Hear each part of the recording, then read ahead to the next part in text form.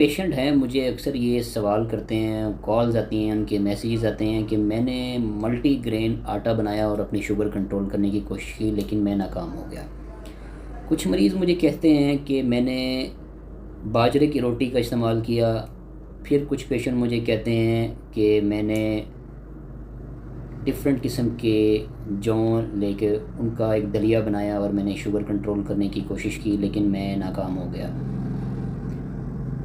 ناظرین، بڑی امپورٹنٹ بات یہ ہے کہ شوگر کنٹرول کرنے کے لیے ہمارا جو انٹیک ہے، آپ جو کیلوریز ہیں آپ بنا کاؤنٹ کے ہم یہ چیزیں کھاتے ہیں۔ اگر آپ کو کوئی 3-4 آٹے ملانے کا کہتا ہے، آپ چنے، جو، باجرہ، جوار، یہ 3-4 چیزیں ملا کے آپ اس کا ایک آٹا بنا لیتے ہیں اور آپ وہ کھانا شروع کر دیتے ہیں لیکن آپ کی شوگر کنٹرول نہیں ہو پاتی۔ اس کی بہت آسان وجہ جس کو ہمارے علاقے میں اگنور کیا جاتا ہے وہ یہ ہے کہ جب آپ چنے کھاتے ہیں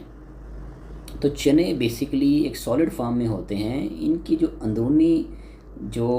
طاقت ہے جس کو ہم کہتے ہیں گلائسیمک انڈیکس، تو بیسیکلی اگر آپ ایک مٹھی، ایک فسٹ چنے استعمال کرتے ہیں تو بنیادی طور پر ان کا گلائسیمک انڈیکس کم ہوتا ہے۔ چنے کا آٹا بنا لیتے ہیں اور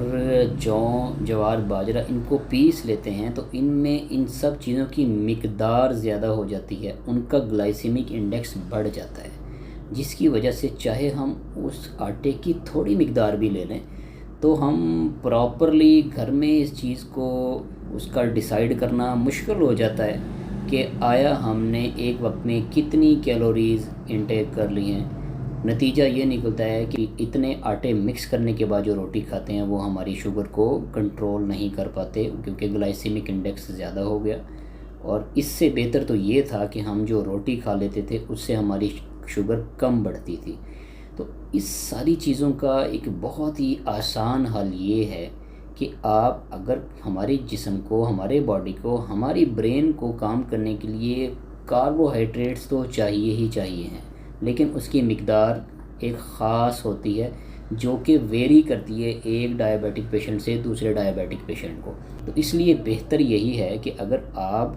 گھر کے گندم کے آٹے کی جو روٹی لیتے ہیں وہ بازار کے آٹے کی روٹی کے مقابلے میں اس کا گلائسیمک انڈیکس کم ہوتا ہے، تو آپ اپنے گھر کا پیڑا چھوٹا کریں، چھوٹی چپاتی ایک وقت میں استعمال کریں اور سالن کی مقدار نہ ہونے کے برابر کر دیں۔ اس طرح ہمیں اس کا فائدہ یہ ہوگا کہ ہم جس انوائرمنٹ میں رہ رہے ہیں جہاں پر بہت سارے حضرات صرف گندم کی روٹی ہی کھانا چاہتے ہیں اور وہ اپنی ڈائٹ چینج نہیں کر پا رہے اور وہ اپنا لائف سٹائل اور بدل نہیں پا رہے، وہ اپنی اسی انوائرمنٹ میں رہ کے اپنی شوگر کو کنٹرول کرنا چاہتے ہیں، تو آپ کا گلوکو میٹر ویری امپورٹنٹ۔ آپ اپنے جو گھر کے گندم کے بنے ہوئے آٹے کی ایک چھوٹی روٹی لیں گے، چھوٹے پیڑے سے بنی ہوئی روٹی لیں گے اور تھوڑا سالن استعمال کریں گے اور اس کے تقریباً 1 گھنٹے 45 منٹ کے بعد آپ 10 سے 15 منٹ کی چہل قدمی کریں تو آپ کو جو گلوکو میٹر ہے وہ آپ کو بتائے گا کہ آپ کی شوگر کتنی آ رہی ہے۔ تو میرا خیال ہے کہ وقت کے ساتھ ساتھ آپ کو یہ آئیڈیا ہو جائے گا کہ آپ کی گندم کے بنے ہوئے آٹے کی روٹی کا کون سا سائز آپ کی شوگر کو مینٹین رکھ سکتا ہے۔ یاد رکھیے، آپ ہر کھانے کے تقریباً 1 گھنٹہ 45 منٹ یا 1 گھنٹے کے بعد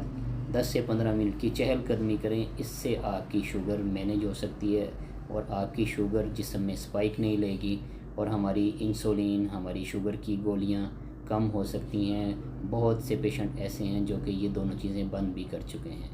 تھینک یو ویری مچ۔